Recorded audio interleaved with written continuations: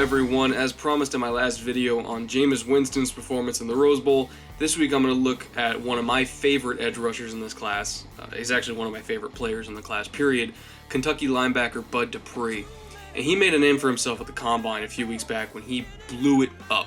6'4", came in nearly 270, ran a 4.56 official in the 40, 1.60 10-yard split. That's faster than Amari Cooper, by the way, a wide receiver, a damn good one at that. He jumped 42 inches in the vert, 11.6 in the broad. I mean, the dude is a freak, and now everybody knows about it. And that freakiness shows up on tape when you watch his burst off the line. Pound for pound, he's probably got one of the best get-offs you'll ever see. I mean, ever, out of anybody, ever.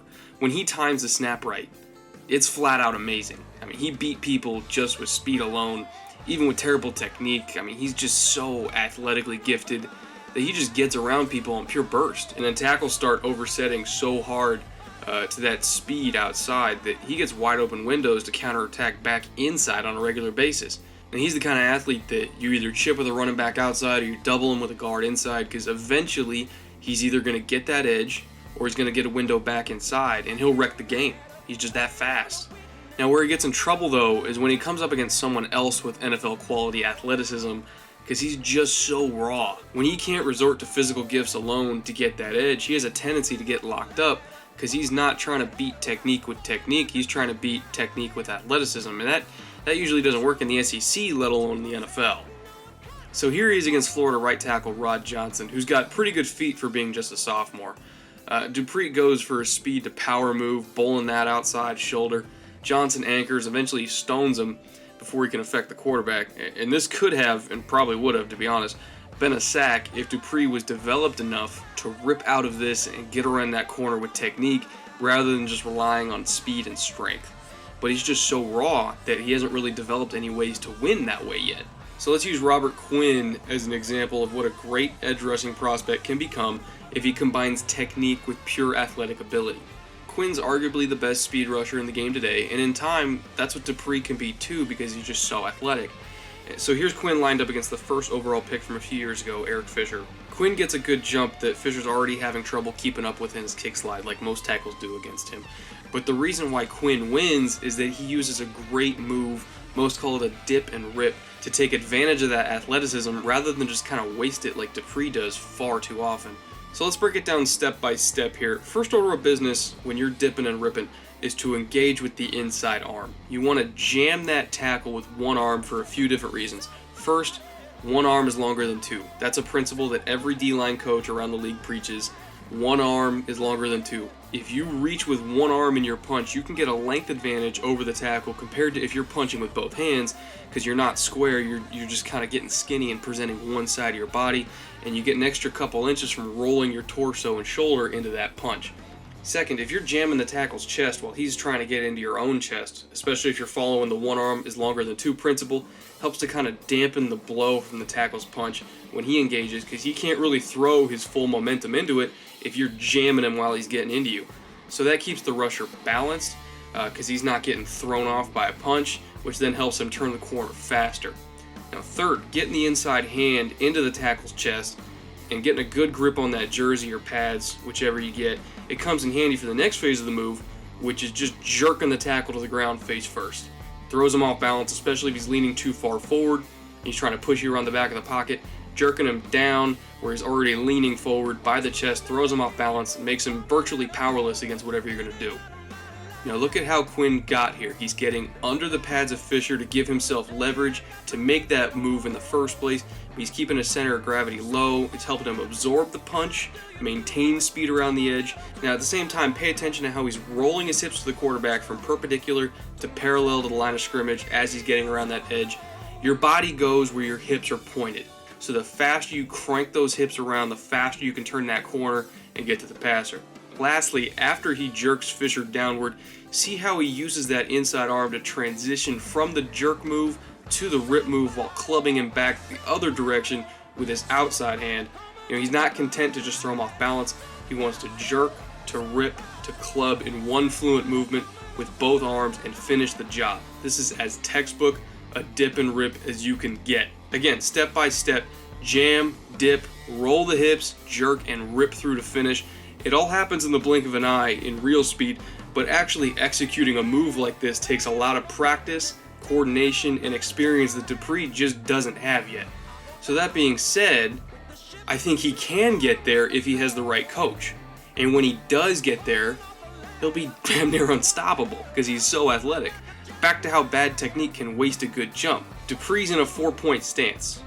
Just check out that pure explosiveness. It's unbelievable. He's a full yard ahead of everyone else on the D-line off the snap.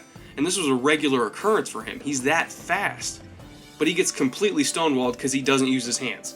So check the replay. Tackles getting the first punch, slows down Dupree's momentum considerably. He doesn't jab with his inside arm to lessen that punch. He's not following one arm is longer than two principles to offset his length disadvantage. He's not clearing his chest from the tackle's hands. He's not rolling his hips. He's not ripping through contact. This is basically the football equivalent of sprinting into a door to break it down because you haven't learned how to turn the knob yet. That's exactly what it is. Once he learns to turn the knob, there's not a door in the world that can stop him.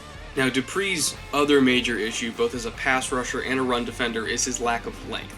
He's got short arms, just over 32.5 inches, which is significantly less than the 34 and 35 inches that a lot of NFL caliber tackles have. Now, when he lost the length battle and got locked up with people, he had a lot of subpar tape because he hasn't learned how to win with technique to mitigate that particular weakness yet.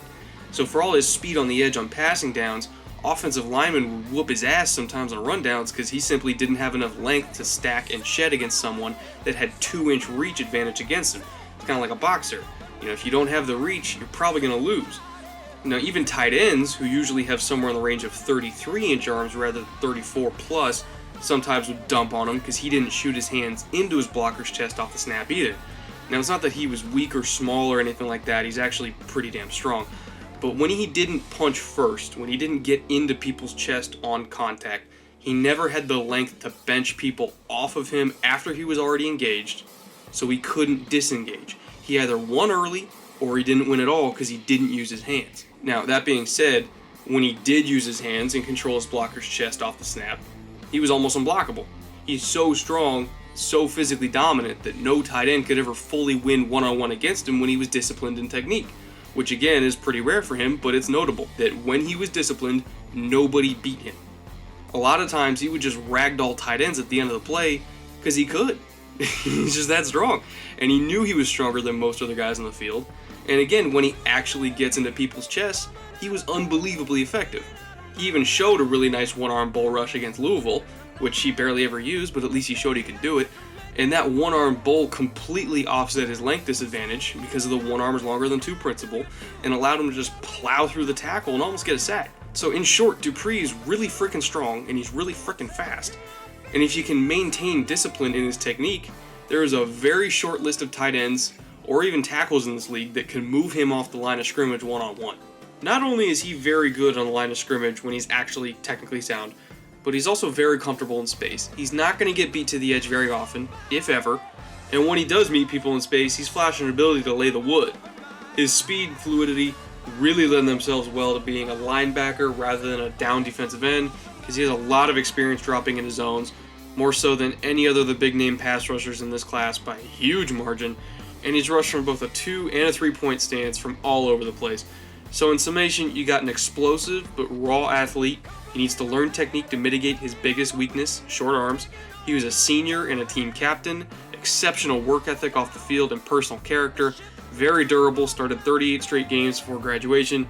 His sack production was artificially limited compared to the other top pass rushers because he dropped into coverage a lot and he was used frequently as a decoy for blitzes from the slot corner or safety, so he didn't have as many true edge rushing opportunities as some of the other guys like Vic Beasley and Shane Ray, but he still had the most career sacks by any active SEC player despite that.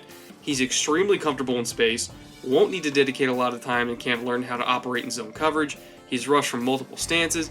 He has a lot of pluses that cancel out those two big minuses being arm length and technique. You can line him up at 4-3 Sam, 3-4 Sam, 3-4 jackbacker, which is basically the rush linebacker, hand in the dirt, stand-up rusher, whatever. He can play in a zone blitz scheme, a man-heavy scheme, cover 2, anything.